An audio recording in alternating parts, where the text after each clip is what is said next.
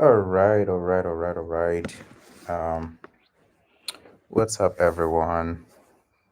This is my first time going live on YouTube, and yeah, just kind of like giving it a quick trial. Um, yeah, so just like the title of this live announces it, we're going to try to talk about what is philosophy. It's been a long time, actually. I haven't had the time to basically talk philosophy. It's been a long time. Been like really focused with work and life in general, and quite a lot of like I would say materialistic things. But now that I've got some time to discuss a little bit some philosophy, I'm kind of excited. I'm kind of happy.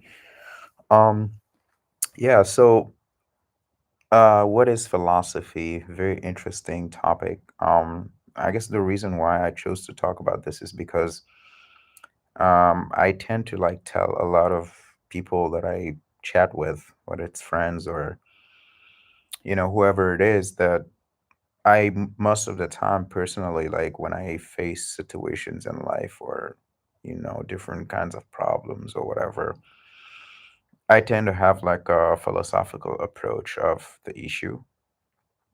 I like philosophy. I think that I tend to look at a lot of things from a philosophical angle.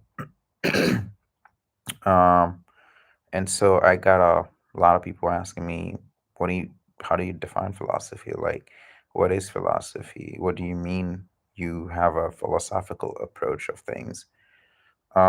So basically, the way I actually define philosophy is that first of all, it's an intellectual activity. And that's very important to understand. Like, it's nothing magical, nothing supernatural, nothing metaphysical.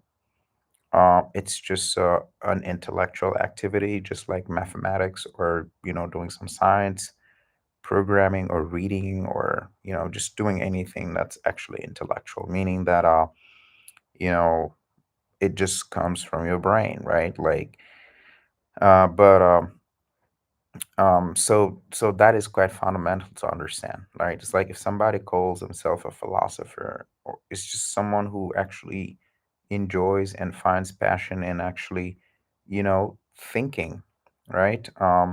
Some people are foodie, so they actually just, on top of just eating food, they pay a great deal of attention to the texture of the food, the flavor, and different ingredients that food is composed with, right? So when it comes to philosophy, it's also just an activity that you kind of enjoy doing, and it's just that it requires thinking, right? But it turns out, we live in a world where most of the time we actually allocate most of our thoughts to solving life problems, right?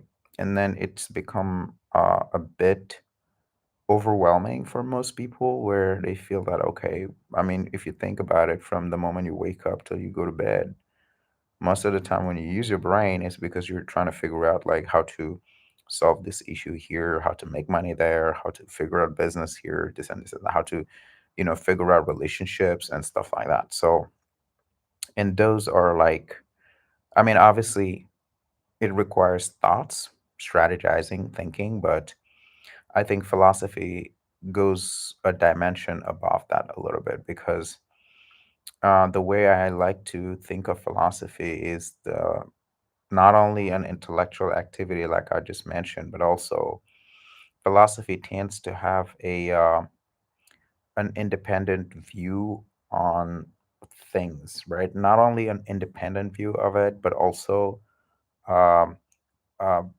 but also like looking at things from above, right? Like, so for example, a human being, has emotions. Like sometimes we get happy, we're sad, and we have different emotions, and that's like our human nature that actually experiences these emotions.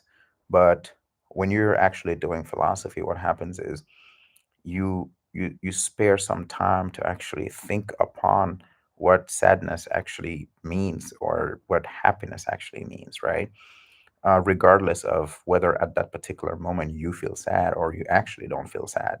This is more like you're allocating parts of your thoughts in order to try to understand the essence of what that particular entity actually is, right?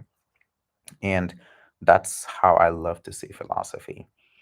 Um, in fact, even this question of philosophy, a lot of people, some people could be thinking of philosophy as overthinking, and it's not overthinking.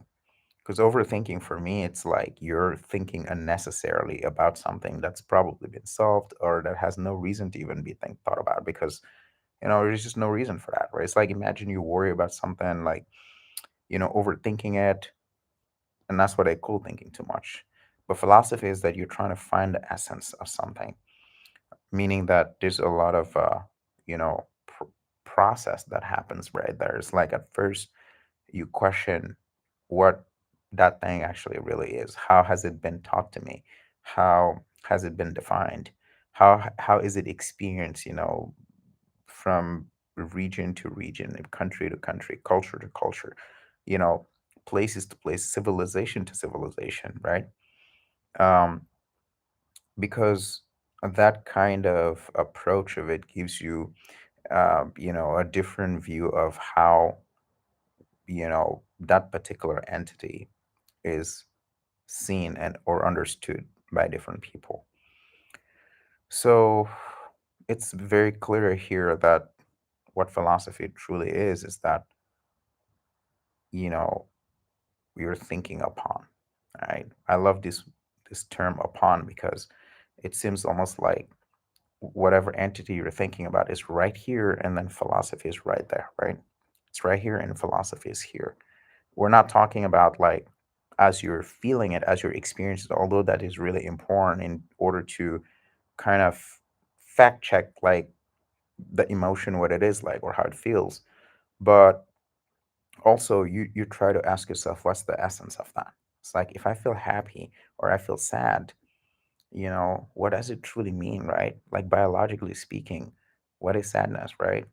What happens, with my hormones or my blood pressure or you know my neurons, like what are the things that actually trigger these things, right? There are actually scientific explanations of the things that we feel, the emotions that we have.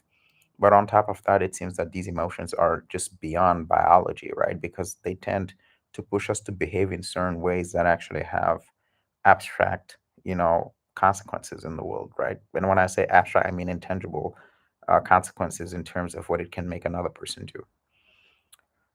So that's why philosophy is a beautiful activity because you don't tend to get emotional about it. If you actually approach it that way, you won't basically have very violent point of view about things when people disagree with how you see it.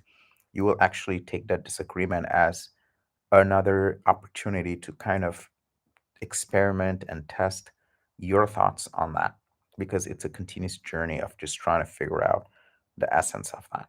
And some people might think it's actually boring, but personally, the benefits it's given me is that, like I said, when I go through certain things, it helps me take a step back and then try to have a different approach of it and try to find the essence of it. Therefore, it keeps me away from getting too emotional about, what it is, and also, too, and having like, or overreacting about things, or, just kind of like allowing me to have a certain conduct with myself and the things that I face. And I have the profound belief that sometimes wisdom can actually come from that because You just kind of like process things a little bit differently. So yeah, I would love to have actually a much deeper conversation on this. If you guys have like some comments or, different opinion about how I see philosophy, you're always welcome. I wanted to keep this video pretty short, so if I see more return and feedback from you guys, definitely we'll organize another one and then we can have a more open conversation. Thank you and see you another time.